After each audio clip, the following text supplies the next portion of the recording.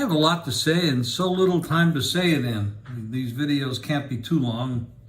The longer they get, the less people want to hear them. But if you have something to say, you got to say it. What have we learned in the first 2 weeks of the NFL season?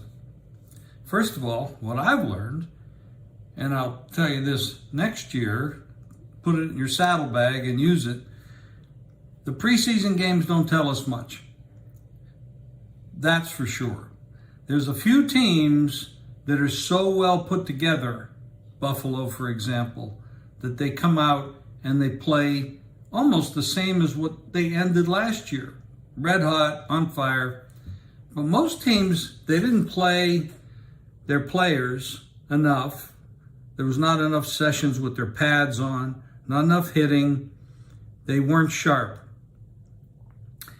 So the first 2 weeks of the regular season is really like preseason games. And you really don't know much about what's going on. So I think you have to take it slow. If you're betting 500 a game, the first 2 weeks, you should probably be betting 200 a game. And you got to slow down until you learn what the hell's going on. Now let's take a look at some of the coaches. Coaches are important. Look at this Hackett for Denver. They've got a great kicker. They've got a great quarterback. Pretty good offensive line. Good at wide receiver. Running backs are pretty good. So what's wrong? They just haven't gotten into the system. The system isn't what Russell Wilson is used to. And he's not the same Russell Wilson he was 8-10 years ago. I think it was about 8, maybe 9. But when he came into the league, he's a little older, beaten up a little bit more. Like we all are. We get older. So, and Hackett seems like an offensive coordinator that has been raised to a position that he can't perform at. There's a lot more to worry about as a head coach than there is as an offensive or defensive coach. Your jobs are more complicated. You have to delegate more. You can't be the offensive coordinator and the head coach at the same time unless you have a lot of experience. There's a few people that have been able to do that. He's messed up a lot the last few games. He was very fortunate to win the last game.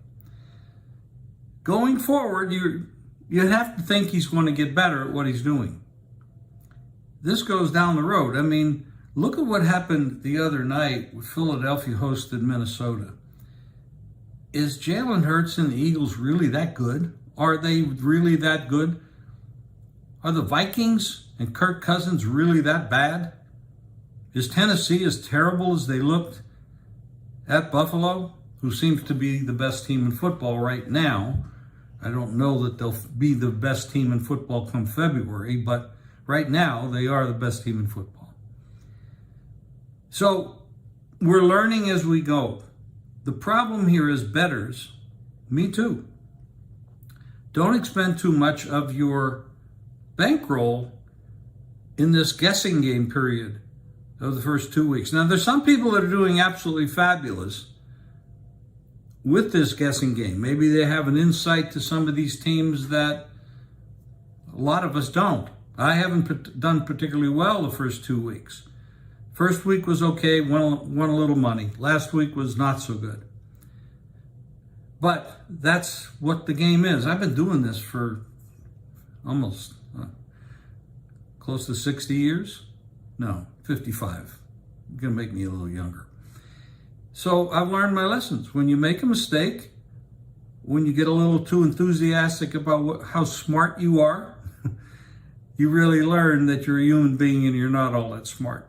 You got to keep correcting yourself. Well, now I have a list of teams I like this week, and I'm more confident this week in my selections without hearing or listening to anyone else or reading what they're saying.